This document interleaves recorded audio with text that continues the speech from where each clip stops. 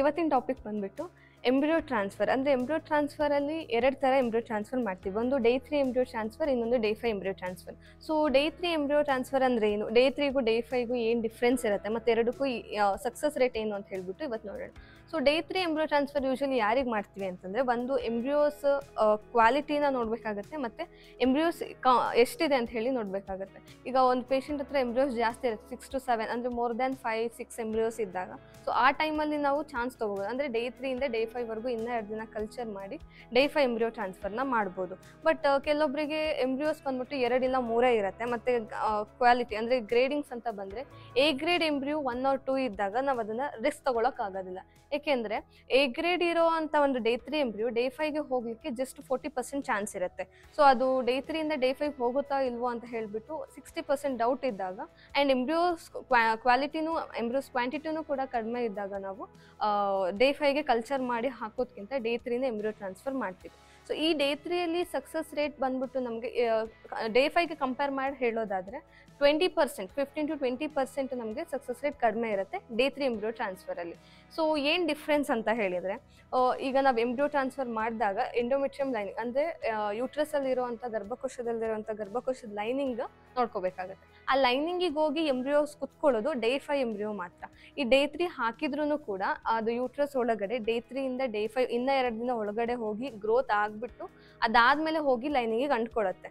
But ನಾವು day 3ನೇ transfer ಮಾಡಿಬಿಟ್ರೆ ನಮಗೆ ಆಚೆ ಕಡೆಯಿಂದ ಅದು 2 ದಿನ ಹೋಗಿ ಬೆಳ್ಕೊಂಡಿದೆಯಾ ಅಥವಾ ಲೈನಿಂಗಿಗೆ ಅಂಟ್ಕೊಂಡಿದೆಯಾ ಅಂತ ಹೇಳಿ ನಮಗೆ ಕಾಣಿಸಲ್ಲ ಆಚೆಯಿಂದ. ಸೊ ಅದೇ ಡೇ 5 ಎಂಬ್ರಿಯೋ ಟ್ರಾನ್ಸ್ಫರ್ ಮಾಡ್ತಾ ಇದ್ದೀವಿ ಅಂದರೆ ಹೊರಗಡೆನೆ ಅಂದರೆ ಲ್ಯಾಬ್ ಎನ್ವೈರನ್ಮೆಂಟಲ್ಲೇ ನಮಗೆ ಡೇ 3 ಇಂದ ಡೇ 5ವರೆಗೂ ಅದು ಕಲ್ಚರ್ ಆಗಿರುತ್ತೆ, ಅಂದರೆ ಗ್ರೋತ್ ಆಗಿರುತ್ತೆ.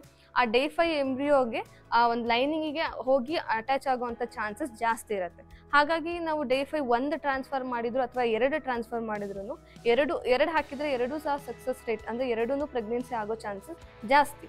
ಸೊ ಇಲ್ಲಿ ನಮ್ಮ ವರ್ಧನ್ ಫರ್ಟಿಲಿಟಿಲಿ ಡೇ 5 ಎಂಬ್ರಿಯೋ ಟ್ರಾನ್ಸ್ಫರ್ ಮಾಡಿಸ್ಕೊಂಡು ಎವ್ರಿ ಮಂತ್ ಸಕ್ಸಸ್ ರೇಟ್ ನೋಡೋದಾದರೆ 75 to 80% ಸಕ್ಸಸ್ ರೇಟ್ ಇದೆ. ಅದು ನಾವು ಡೇ 5 ಎಂಬ್ರಿಯೋ ಟ್ರಾನ್ಸ್ಫರ್ ಮಾಡಿ ಬಂದಿರುವಂಥ ಸಕ್ಸಸ್ ರೇಟ್.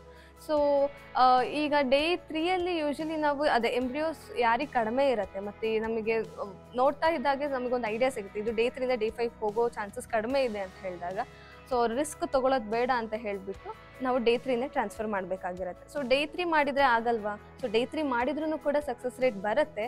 ಒಂದು ಡಿಫ್ರೆನ್ಸ್ ಏನಂತ ಹೇಳಿದರೆ, ಅದು ಡೇ 3 ಇಂದ ಡೇ 5ವರೆಗೂ ನಿಮ್ಮದು ಯೂಟ್ರಸ್ ಒಳಗಡೆ ರೀಚ್ ಆಗಿದೆಯೋ ಇಲ್ವೋ ಅಂತೇಳಿ ಆಚೆಯಿಂದ ನಮಗೆ ಕಾಣಿಸಲ್ಲ. ಸೊ ಅದೇ ಡೇ 5 ಆದರೆ ನಮಗೆ ಹೊರಗಡೆನೇ ಲ್ಯಾಬಲ್ಲೇ ಕಲ್ಚರ್ ಮಾಡ್ತೀವಿ, ನಾವು ಡೇ 5 ದಿನ ಚೆಕ್ ಮಾಡ್ತೀವಿ ಯಾವ ಸ್ಟೇಜಲ್ಲಿದೆ, ಯಾವ ಕ್ವಾಲಿಟಿ ಇದೆ, ಎ ಗ್ರೇಡ್ ಇದೆಯಾ ಬಿ ಗ್ರೇಡ್ ಇದೆಯಾ ಅಂತ ನೋಡ್ತೀವಿ. ಎ ಗ್ರೇಡ್ ಇದೆ ಅಂತಂದರೆ ಮ್ಯಾಕ್ಸಿಮಮ್ 70 to 75% ಬರೋ ಚಾನ್ಸಸ್ ಇರುತ್ತೆ. ಬಿ ಗ್ರೇಡ್ ಅಂದರೆ ಒಂದು ಸ್ವಲ್ಪ 5-10% ಕಡಿಮೆ ಇರುತ್ತೆ. ಸೊ ಹಾಗಾಗಿ ಡೇ 5 ನಮಗೆ ಕಣ್ಣಿಗೆ ಕಾಣಿಸುತ್ತೆ ಟ್ರಾನ್ಸ್ಫರ್ ಮಾಡೋದಕ್ಕಿಂತ ಮುಂಚೆ. ಸೊ ಇದು ಒಂದು ಡಿಫ್ರೆನ್ಸ್ ಇರುತ್ತೆ. ಹಾಗಂತ ಡೇ 5 ಹಾಕಿದ್ದೆಲ್ಲನೂ ಪಾಸಿಟಿವ್ ಆಗುತ್ತೆ ಅಂತ ಹೇಳಲಿಕ್ಕಾಗಲ್ಲ. ಸೊ ಅದು ಎಂಬ್ರಿಯೋಸ್ ಒಂದೇ ಅಲ್ಲ, ಲೈನಿಂಗು ಕೂಡ ಚೆನ್ನಾಗಿರಬೇಕು, ಬ್ಲಡ್ ಫ್ಲೋ ಚೆನ್ನಾಗಿರಬೇಕು, ಆ್ಯಂಡ್ ಅದಕ್ಕೆ ಬೇಕಾಗಿರೋ ಪ್ರೊಜೆಸ್ಟ್ರಾನ್ ಹಾರ್ಮೋನ್ ಅದು ಮುಂಚೆನೇ, ಇದೆಲ್ಲ ಪ್ರಿಪ್ರೇಷನ್ಸ್ ಬಂದುಬಿಟ್ಟು ಎಂಬ್ರಿಯೋ ಟ್ರಾನ್ಸ್ಫರ್ ಮಾಡೋದಕ್ಕಿಂತ ಮುಂಚೆನೇ ಎಲ್ಲ ಆಗಿರುತ್ತೆ. ಸೊ ಇದನ್ನು ಕೂಡ ಸಪೋರ್ಟ್ ಮಾಡಬೇಕು. ಅದ್ರ ಜೊತೆಗೆ ಡೇ 5 ಎಂಬ್ರಿಯೋನು ಕೂಡ ಚೆನ್ನಾಗಿರಬೇಕು. ಸೊ ಡೇ 5 ಎಂಬ್ರಿಯೋ ಹಾಕಿದ ಮೇಲೂ ಕೂಡ ಅದು ಲೈನಿಂಗಿಗೆ ಹೋಗಿ ಅಂಟ್ಕೊಳ್ಳುತ್ತೆ ಅನ್ನೋ ಒಂದು ಕಾನ್ಫಿಡೆನ್ಸ್ ಇರುತ್ತೆ. ಹಾಗಾಗಿ ಡೇ 5ನ ಯೂಶಲಿ ಪ್ರಿಫರ್ ಮಾಡ್ತೀವಿ.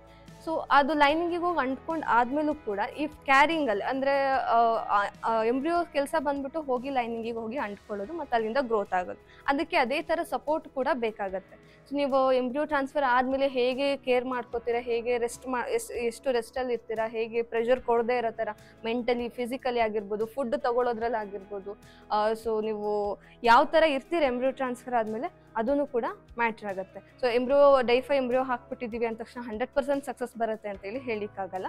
ಬಟ್ ಅದು ಡೇ 5 ಎಂಬ್ರಿಯೋ ಹಾಕಿದ್ದೀವಿ ಅಂತಂದರೆ ಚಾನ್ಸಸ್ ಪಾಸಿಟಿವ್ ಚಾನ್ಸಸ್ ಜಾಸ್ತಿ ಇರುತ್ತೆ ಅಂತ ಹೇಳ್ಬೋದು.